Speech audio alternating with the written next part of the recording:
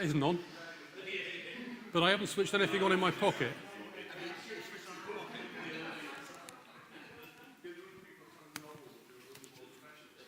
Yeah, light on. Yeah, lovely. You only close your eyes. Ooh. Look at. Right, okay, we better move on before we start moving you out. Welcome back to session 3. So we've now got Steve from NPL and talking about metrology. So there we go. Thank you very much, and good afternoon. And luckily I avoided the worst of the graveyard slot just before coffee. So I got the second one after coffee, but hopefully you're all re-energized because I'm now going to talk to you about the thrilling topic of standards and standards in metrology. But I hope to make this sufficiently exciting so that when you all leave, you'll all want one. You'll want to own a few, you'll all want to develop one, and there'll be a queue outside NPL waiting to develop some new ones. So my name's Steve Reynolds. I'm a Strategic Business Development Manager at NPL, and for my sins, I am the strategy lead for our activity in semiconductors. It's not a technical role, so I work on our external engagement, but I'm going to give you an overview of the kind of things that we do and what that might mean for the future of the industry. So I guess most of you in the room from conversations I had and some of the faces I recognize will know about NPL, but very quickly, NPL is a public corporation. Our major shareholder, our major stakeholder is DSIT. We are the UK's National Measurement Institute, and we've been around from 1900, so we're 124 years old. I'd probably be fair to say that for the first century, we've probably sat in our offices in Bushy Park, waiting for the telephone to ring. So we've been very much an undiscovered gem for the UK for all of that time. And it's only in recent years we've realized actually we probably ought to do more, we could do more, we need to do more engagement. What do we do? So essentially NPL represents our interests internationally in the world of standards, in the world of metrology. So I'll touch on that in a moment. On behalf of the UK, one of our key roles is that we develop and we maintain the SI units, the reference units. So we sit at the head of the calibration chain. So we are, if you like, the technical owners of the calibration chain, the certification network that industry relies on.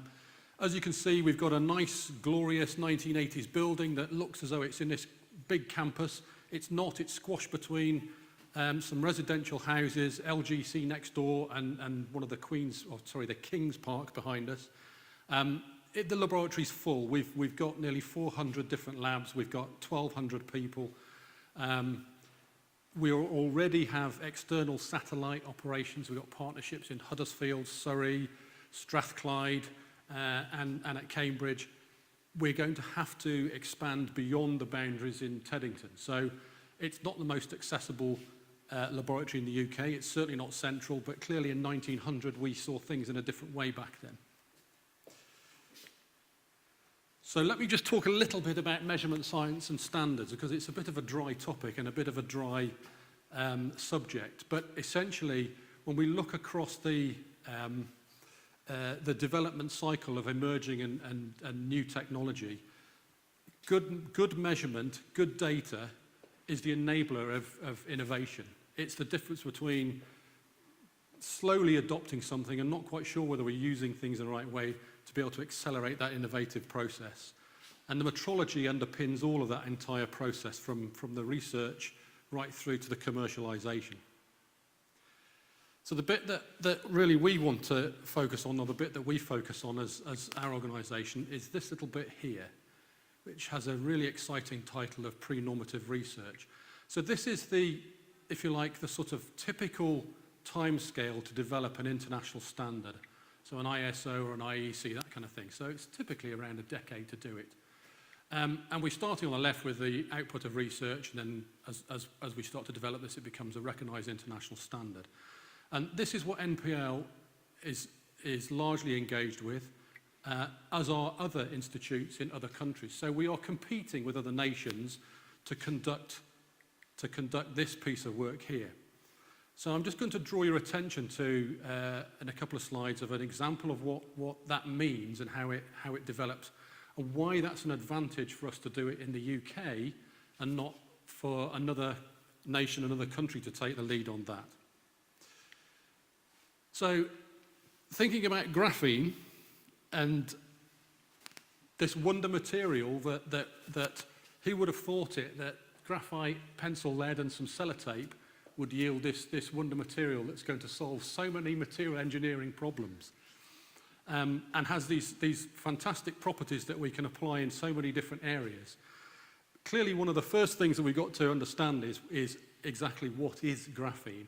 So if you're making it, how do I know that I'm making it? How can I have the confidence that I can sell this material? And if you're the buyer of this product, of this material, and you want to use it in your product, how do you know that you're actually buying graphene and not graphite? How do you know it's the real thing? And that's really where standards come to play.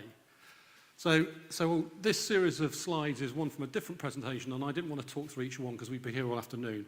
But essentially, this gives you an idea of the roadmap of the process it takes to get to that position of having a formally recognised international standard, on the way of these multiple pieces of work that involve several international laboratories, teams of international scientists working together, led by NPL. So the UK led the development of this standard. On the way, we were able to produce documents that are free to access, the good practice guides. And really what that means is that those that are in the business of making and using graphene have a head start, because this information is released sometimes years before the international standard is verified. And that's all well and good, but what does it mean in terms of what does it look like? So if we look at our metrology pyramid, at the bottom of the pyramid there's the issue of what does the instrument look like? How do I measure it? What does it actually mean? What does a standard? How does it manifest itself? In the case of graphene, it was developing inline Raman spectroscopy. So Raman spectroscopy is not new, it's not a particularly novel technique, but adapting it so that it could be used in situ and in line in a continuous manner was the solution, was the catalyst that allowed the manufacturers to use a technique that was economically feasible and fitted in with the process.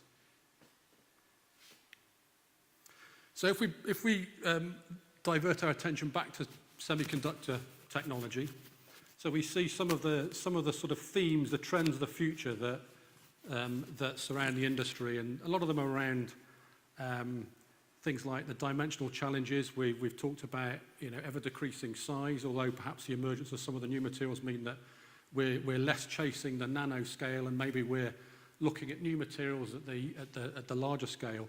A lot of this activity is around fundamental materials characterization. So when we're looking at some of the novel materials, so compound semiconductor materials, there's still quite a lot about those materials that we've yet to understand, and also decide how we're going to characterize them so that we can fulfill the stages in the standard development I talked about earlier. So it's not just that NPL's a bit obsessed with this, it's not just that the UK's interested in doing this. There really is a race for leadership in this standards development. So the US and Japan in particular, it's already part of their industrial strategy to invest and to take the leadership position in as many of these technology standards as they can. So clearly we are in that international competition, and as I said earlier, NPL represents the UK in this particular area. And we've not been sat around waiting, so we have already started the process of understanding from a UK perspective what we need to do, where should we focus, what are the priorities within that international framework, within that international outlook. So we've already started an ISPF project last year, 18-month program, and that's really looking at identifying the key themes, the key topics, and prioritizing those key areas where we need to invest in the future.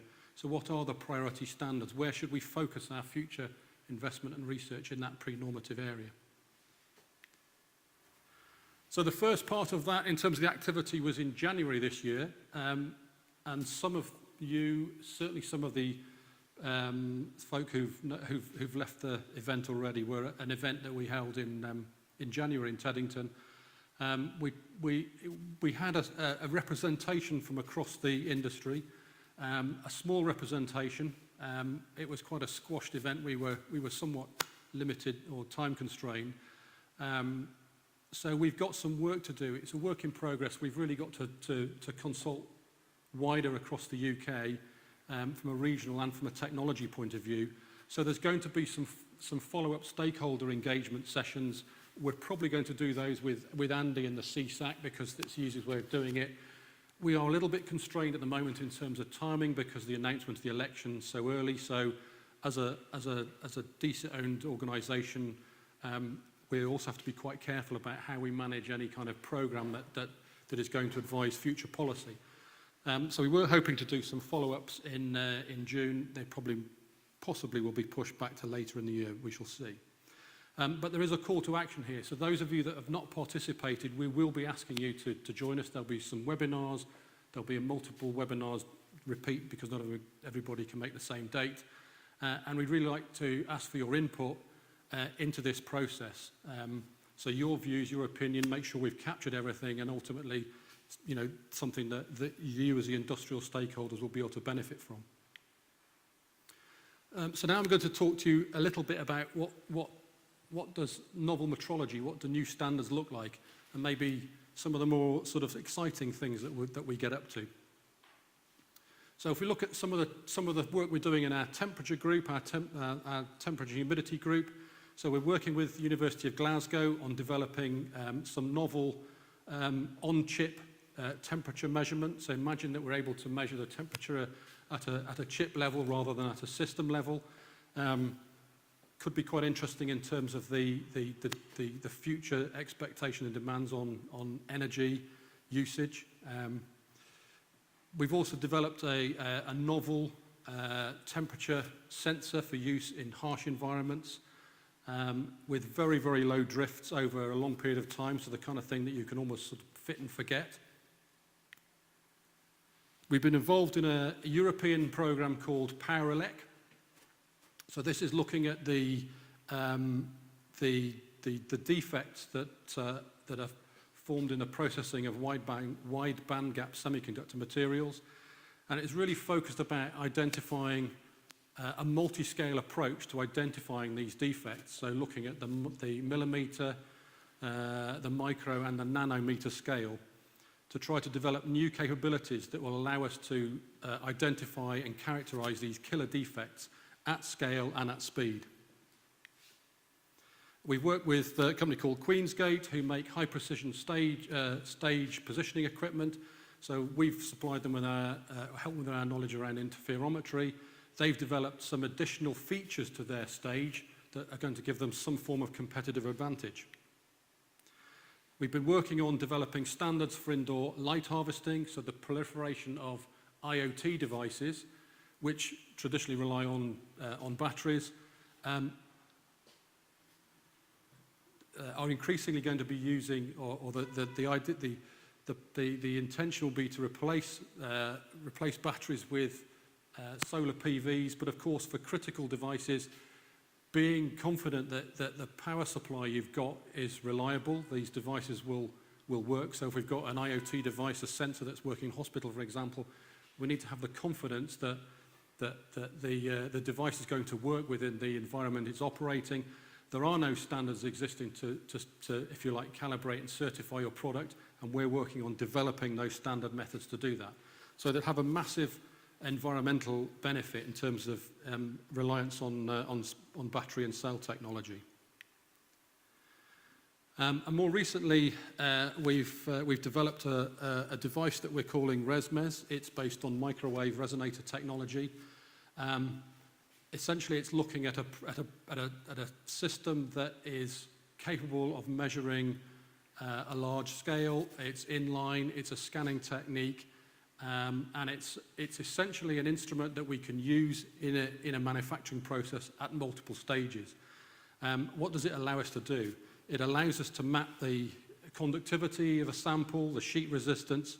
It allows us to measure the carrier mobility and the carrier density. So it's a QA/QC device that we can be used in multiple stages during semiconductor manufacturing, both in fab and in packaging. There are other applications. So we've already looked at it in measuring some of the in measuring graphene and 2D materials on substrates and in composites. So we've looked at graphene in concrete. We've looked at graphene in polymers. We've looked at using it to characterize some of the novel semiconductor materials, so some of the emerging materials, so think graphene, think diamond.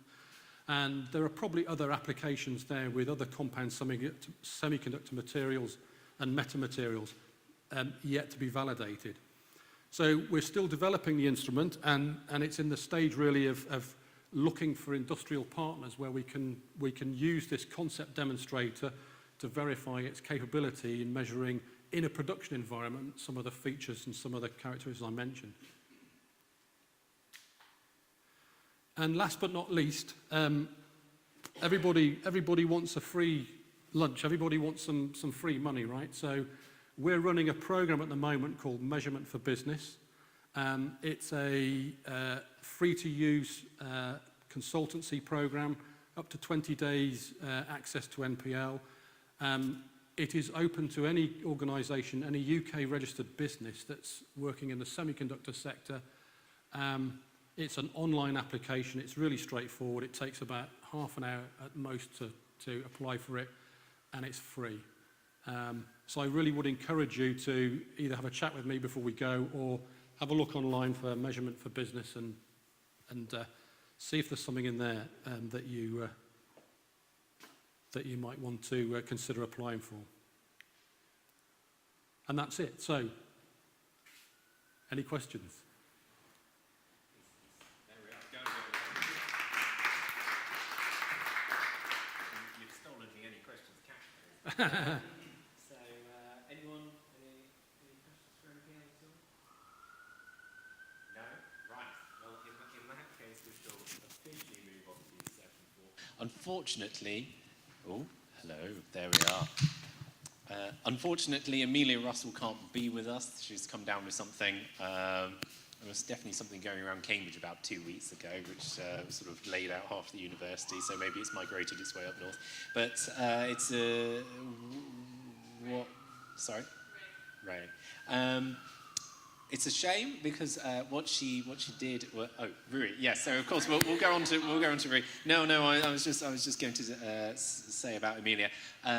She entered the IMMM Young Persons Lecture Competition via this institute. So she was our candidate, and she did really well and won the Northeast Regional Final. She went on to the UK final and won that as well. So it's a shame not to have the UK champion of the lecture competition here with us.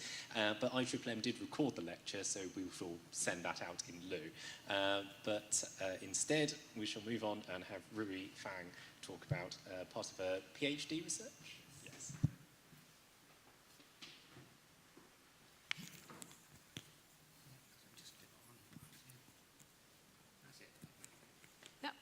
Hi everyone, I just simply cannot wait.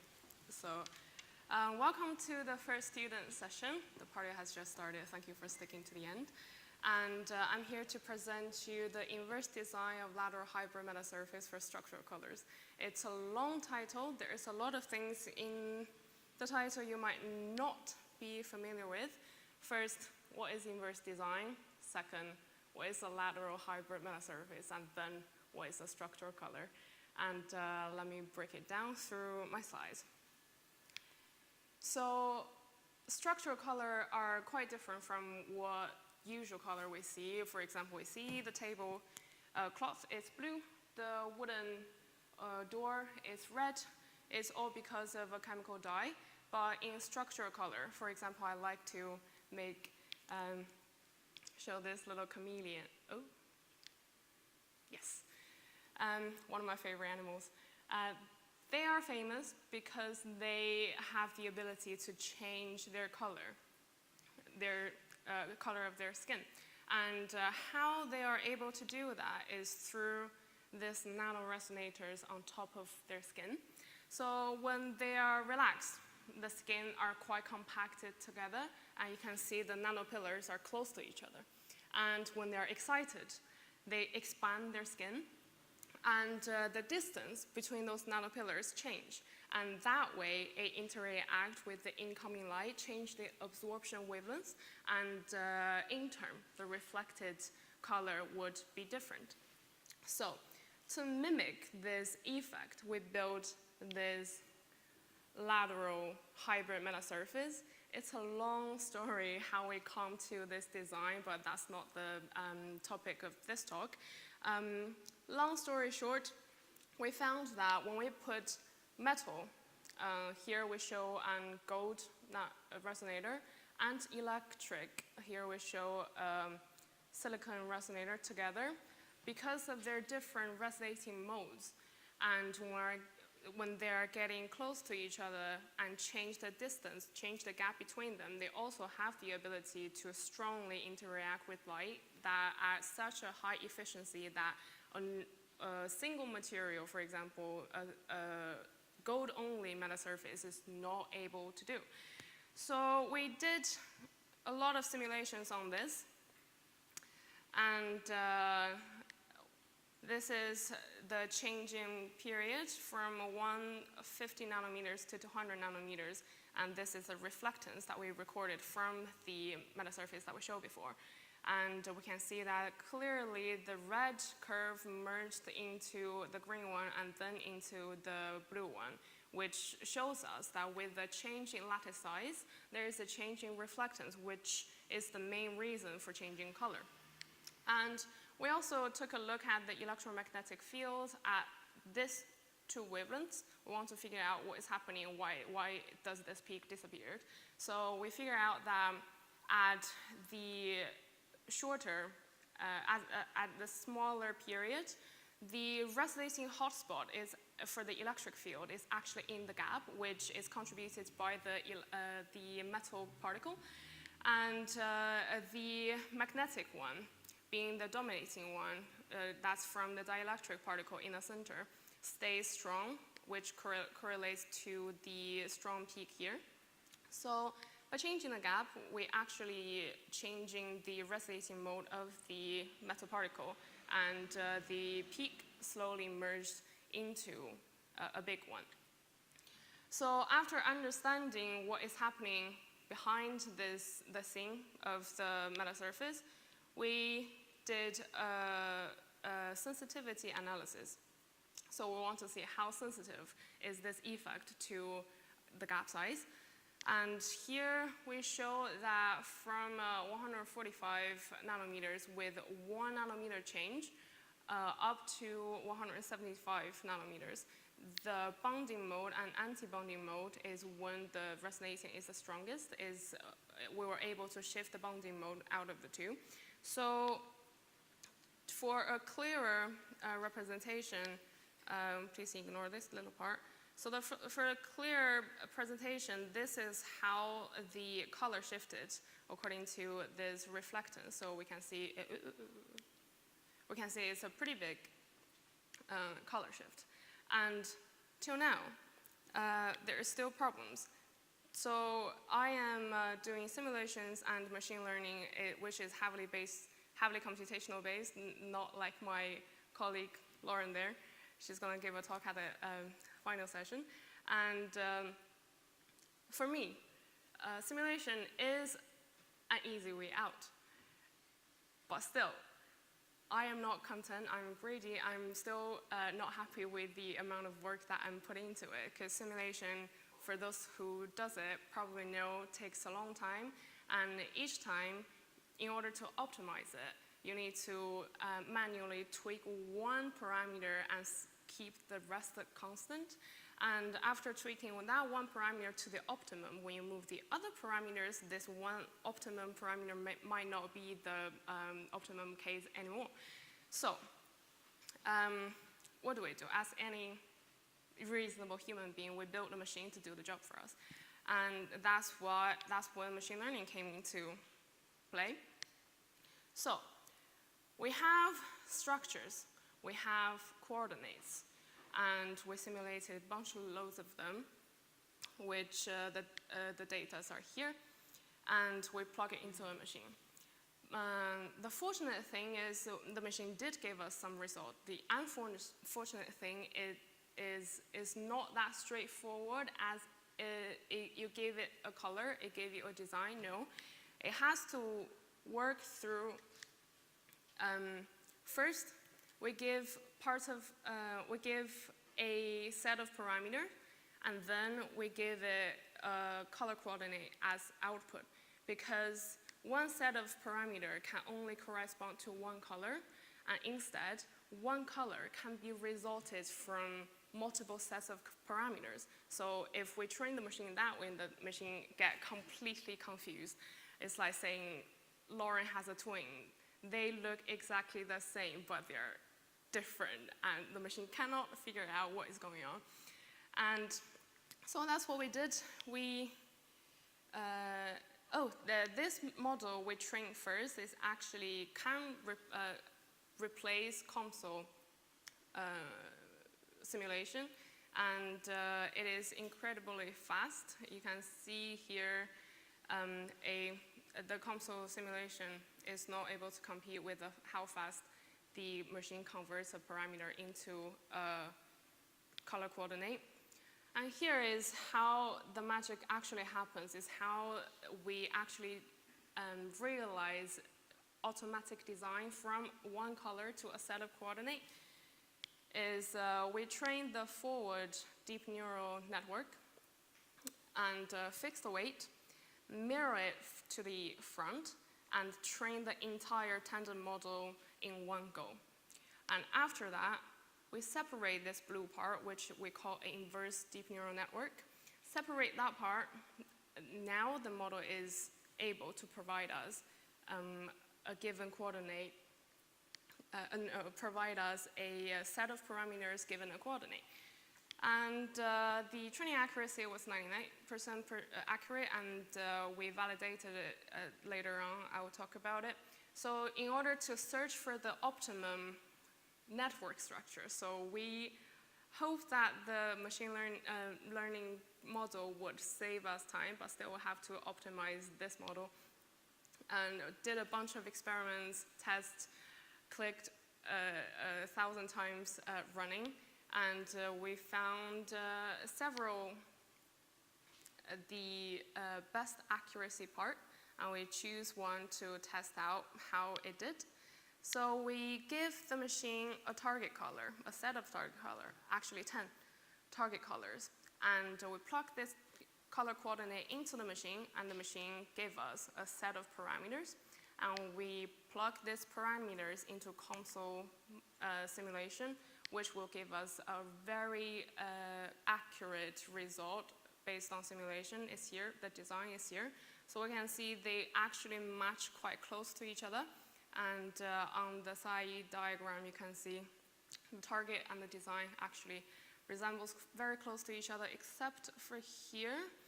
And the CIE diagram is a funny thing. You can see it's not your typical square-shaped diagram. That's because the color coordinate and the color is not dispersed in a very even way. So you can see that this huge part is green. But this small part, it contains green, orange, a bit yellow.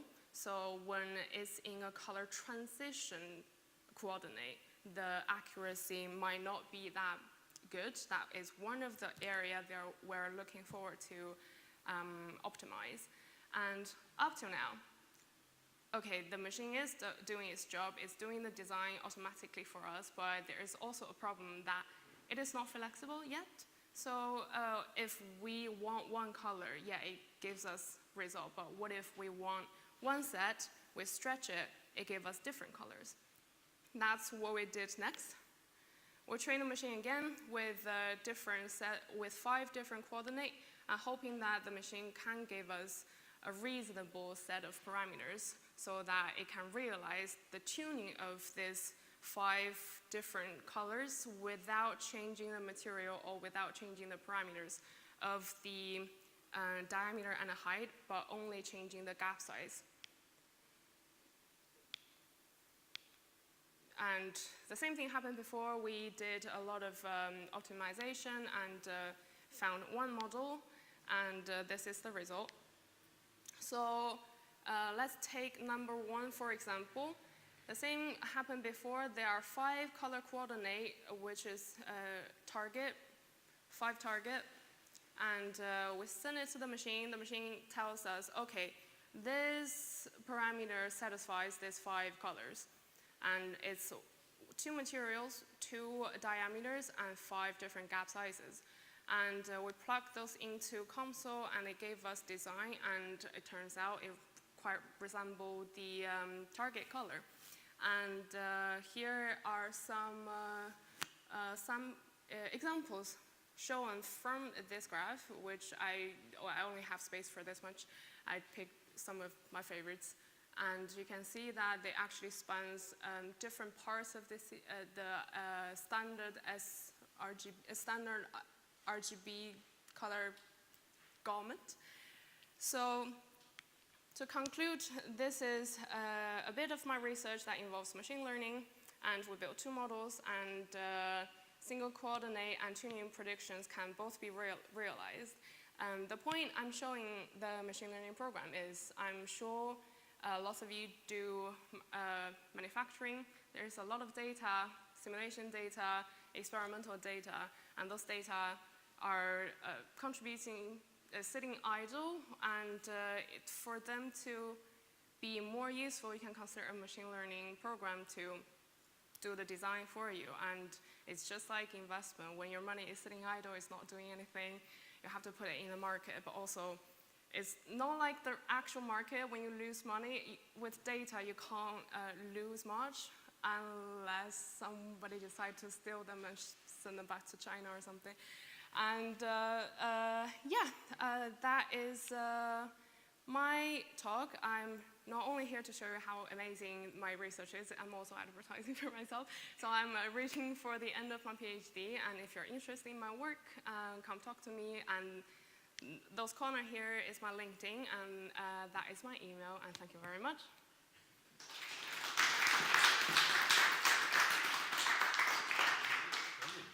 Thank you very much. Thank you. Dare I ask, what particular applications do you think this is? It can be a highly sensitive vibration optical sensor. So when you put it on a motion detector, so without, usually the RF sensors, so you need complicated machine to read them out. But when you have an optical sensor, you can just by looking at it, what color is it, you can tell what kind of strain or what types of vibration are there. So that can be one potential. Brilliant. Any questions at all? I won't ask any job offers. But no, fantastic. Certainly when I was doing my PhD, having a bit of machine learning was able to able to independently correlate things, and so it was really fantastic stuff. Brilliant. Right. Well, thank you very much. We're moving on to Christian again on his MEng. Yes, MEng project again from Durham.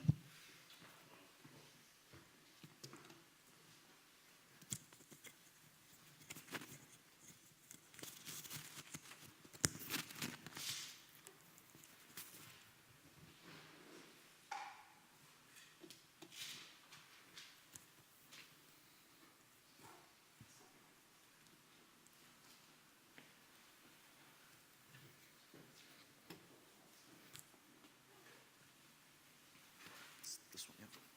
That's to go forward and drop them there too.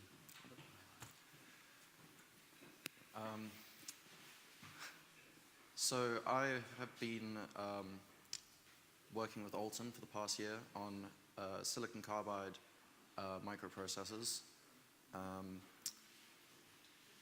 So when you have digital circuits, the 2 biggest enemies are radiation, such as solar flares, radiation belts, and also high temperatures such as you'd find on the surface of Venus, for instance, which is about 450 degrees.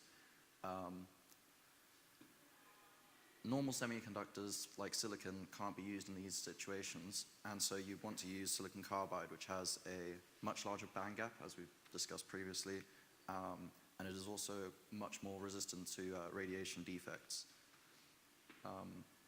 some of the issues that we have with silicon carbide at the minute is the can't use p-type, and we have issues with the ohmic contact breaking down at high temperatures, so you have to use JFETs instead of MOSFETs because of the buried gate structure.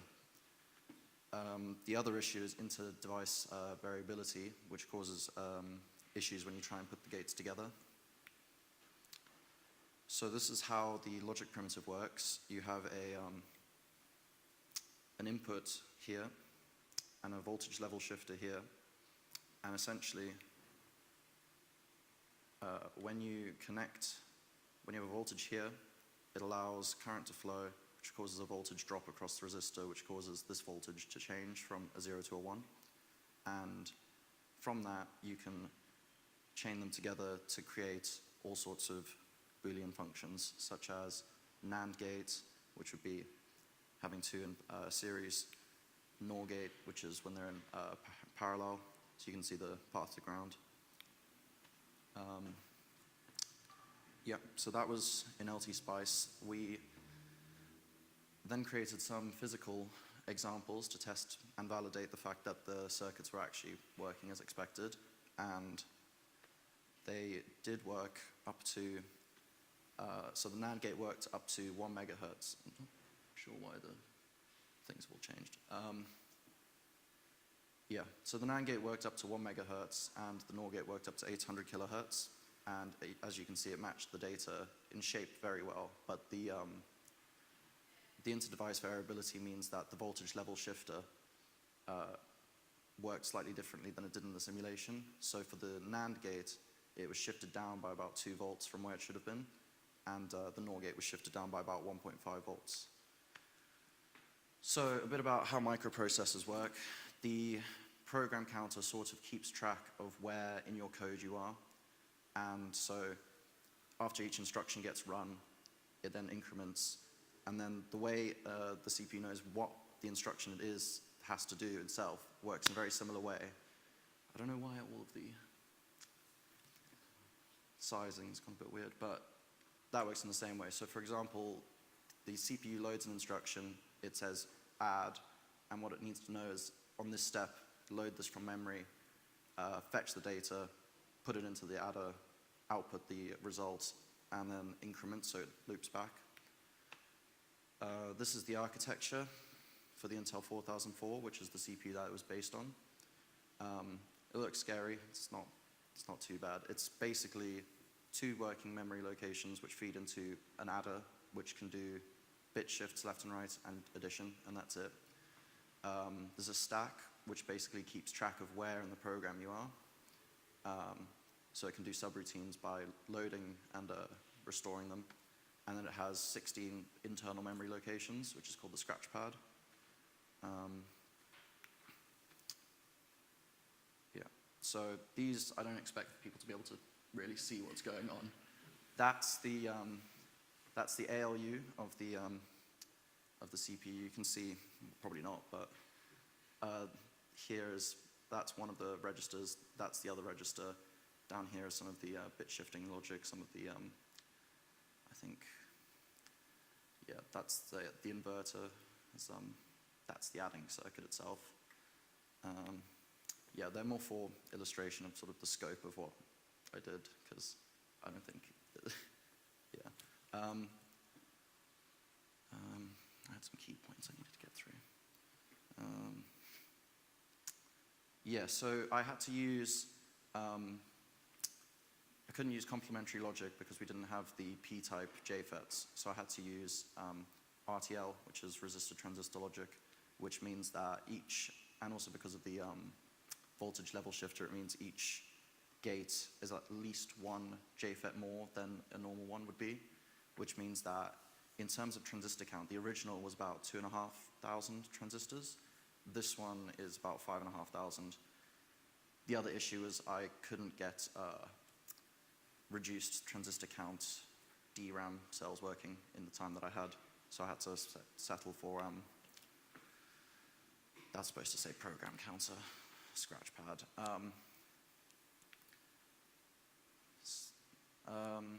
Yeah, so I had to use flip-flops instead of DRAM. And what that meant is that's also a massive increase in transistor counts.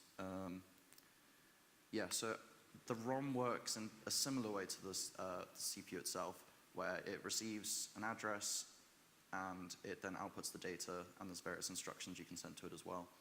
That I modeled using LT-Spice's voltage files, which essentially they take a node and they specify the voltage value for that node, and through various logic circuits, you can then access that depending on what address you put in. So from using the files, I could programmatically generate what voltage each one was and program the CPU that way. So I wrote an assembler, so I could write in Intel 4004 assembly language, convert it automatically to the LT-Spice file, and then run the simulation. The CPU, I clocked it at 100 kilohertz just for testing, which is not very fast by today's standards. But based on the experimental data that we got from the NOR gates and the NAND gates, we think it should be able to run at about 800 kilohertz, which is faster than the original was, which is not bad for what it is.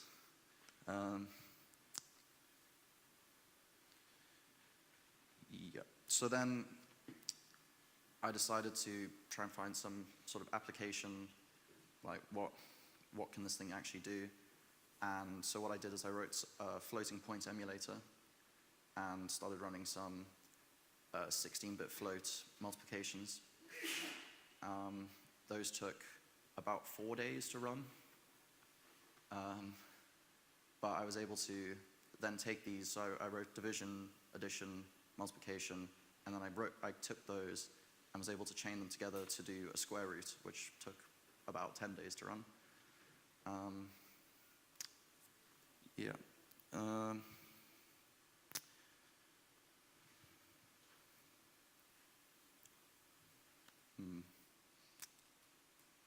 of summarized a bit too much. Well, thank you.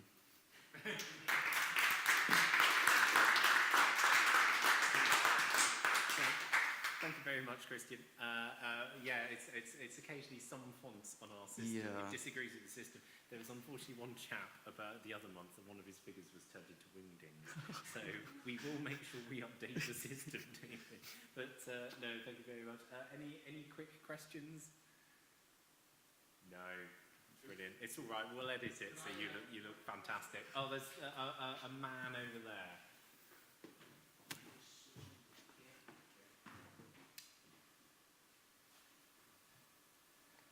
We were talking earlier, a tremendous piece of work. I think it's a really nice piece of simulation that you've demonstrated. Do you think there's any real practical applications for this type of circuit? Are people going to use silicon carbide for logic? Is that likely? Yes. So that was one bit I missed. There's loads and loads of applications where you need very radiation resistance and extremely high temperature. So like manufacturing, aerospace, there's various defense applications. I think the biggest one that I think is the most interesting is space, because if you can cut down on the amount of shielding that you need for your circuits, it saves obviously space, weight, and then, as I said, Venus is about 450 degrees C. You can't really run silicon at that temperature, but Sure. these JFETs have been shown to run at 500 degrees C for like thousands of hours continuously. That's tremendous. Right. Thank you very much. Thanks. Lovely. I look forward to the colonization of Venus. Brilliant. Thank you very much. And with that, we're now on to our final talk. And that is Lauren Miller. Again, is that your PhD? Yes, PhD work again from Durham. There we are.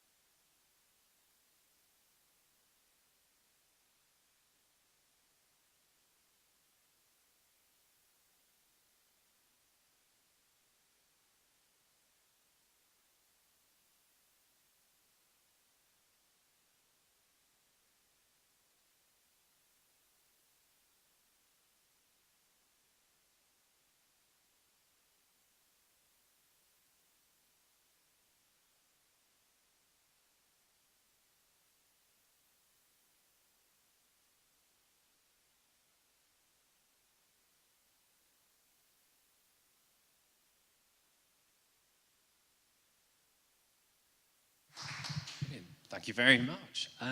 Does anyone have any questions at all for Lauren? Oh.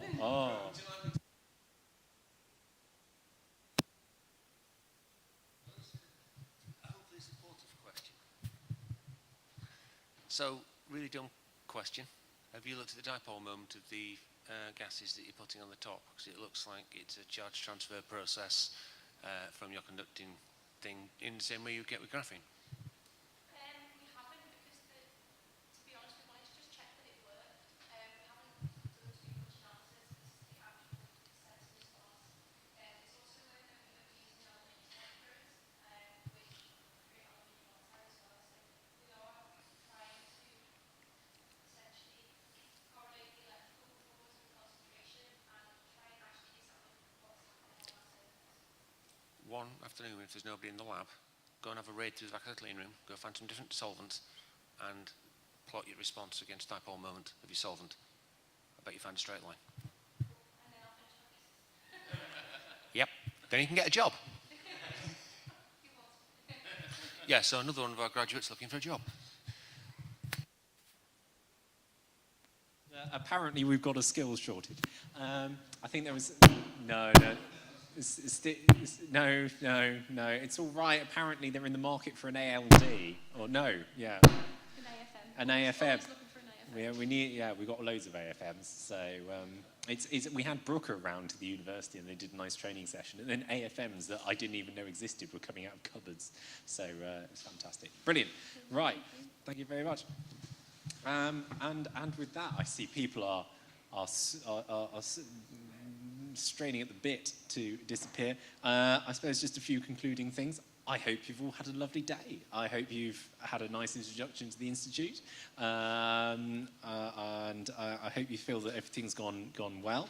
I think the first session, again, it was great to hear about all the different companies we've got and what materials they're using and what their needs are in terms of both skilled staff and also probably investment.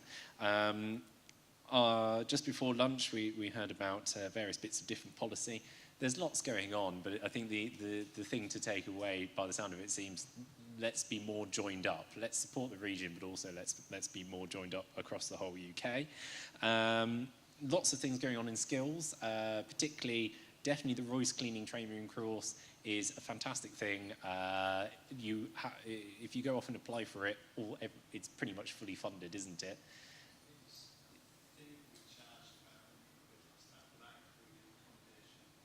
Yeah. So yeah, that's it's a brilliant thing. Possibly it's not at least possibly Swansea, and then the year after that. Yeah, Cambridge the year after once we finally got Cav 3 open. And then, of course, it was excellent to hear from some of the PhD students who are also keen on working in the industry. So with that, thank you very much for attending. Thank you very much for your time. I hope you've had a nice time. No,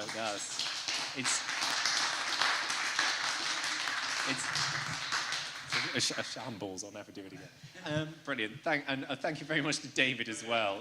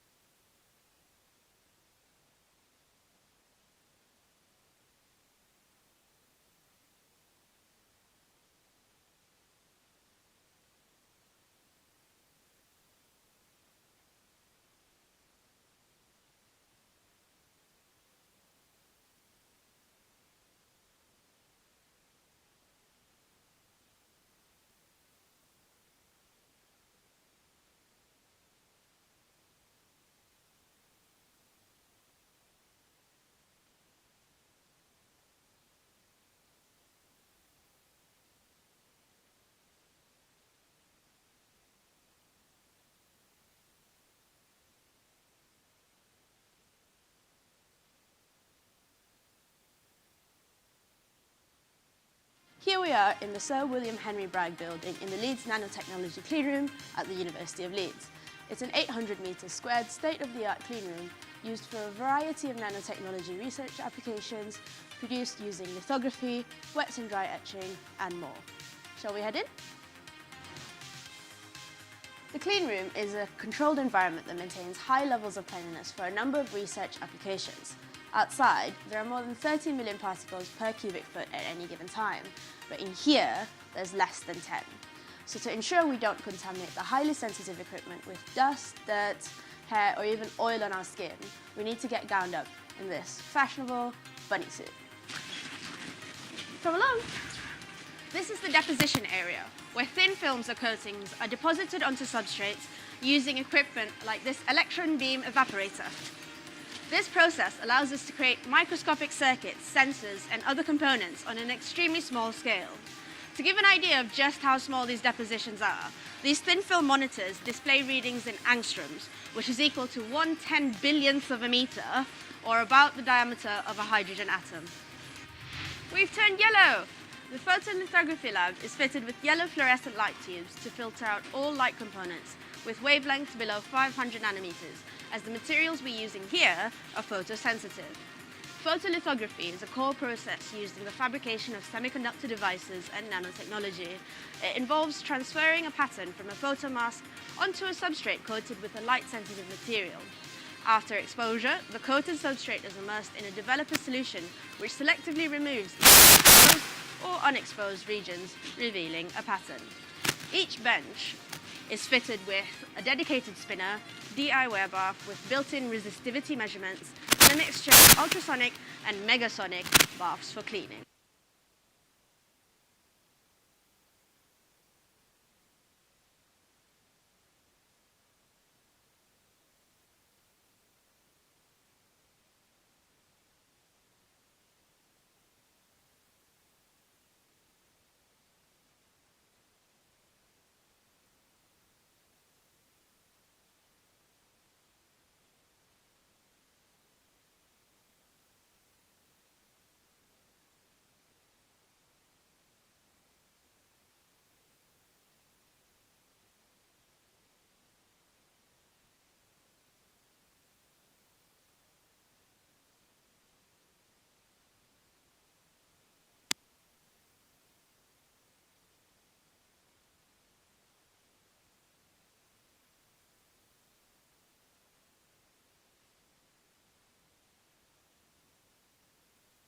Here we are in the Sir William Henry Bragg building in the Leeds Nanotechnology Cleanroom at the University of Leeds.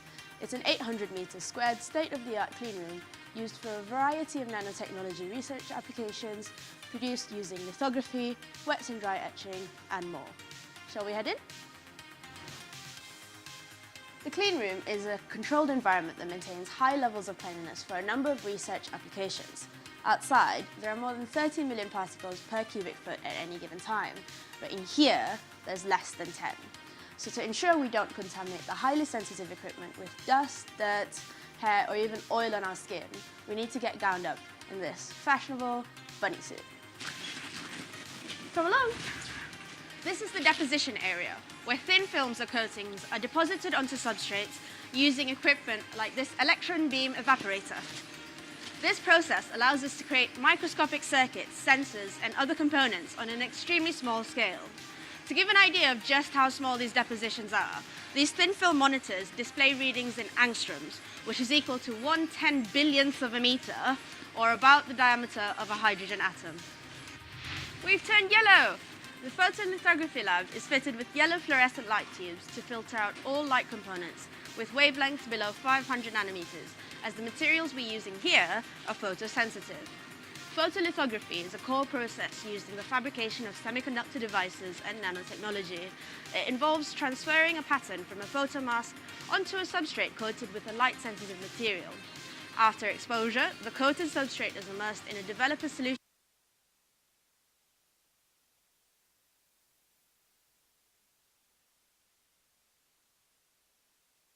Here we are in the Sir William Henry Bragg building in the Leeds Nanotechnology Cleanroom at the University of Leeds. It's an 800-metre squared state-of-the-art cleanroom used for a variety of nanotechnology research applications, produced using lithography, wet and dry etching, and more. Shall we head in? The cleanroom is a controlled environment that maintains high levels of cleanliness for a number of research applications. Outside, there are more than 30 million particles per cubic foot at any given time, but in here, there's less than 10. So to ensure we don't contaminate the highly sensitive equipment with dust, dirt, hair, or even oil on our skin, we need to get gowned up in this fashionable bunny suit. Come along. This is the deposition area, where thin films or coatings are deposited onto substrates using equipment like this electron beam evaporator. This process allows us to create microscopic circuits, sensors, and other components on an extremely small scale. To give an idea of just how small these depositions are, these thin film monitors display readings in angstroms, which is equal to 1/10 billionth of a meter, or about the diameter of a hydrogen atom. We've turned yellow!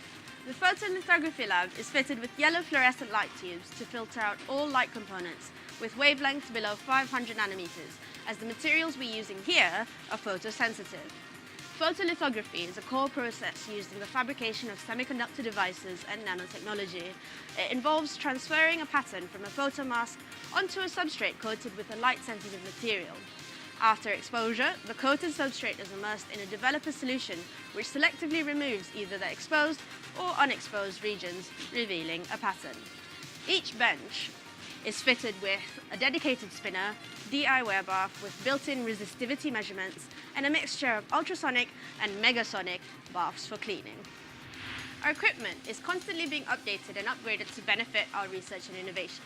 We've actually just recently added £2.5 million worth of dry etch equipment in this room alone. Dry etching is used to selectively remove layers of semiconductor materials using plasmas. This technique can be used for applications such as manufacturing electronic chips, where precise patterns are essential for creating nanostructures and modifying surfaces at the atomic or molecular level. Unlike dry etching, our wet etching facilitates the use of liquid chemicals to remove layers from materials such as polymers and metals. Here is the electron beam lithography suite, home to a state-of-the-art JEOL 6300 FS EBL system that allows us to pattern structures all the way down to 10 nanometers. The process is so precise that the room is filled with active field cancellation, advanced acoustic dampening, and vibration reduction platforms.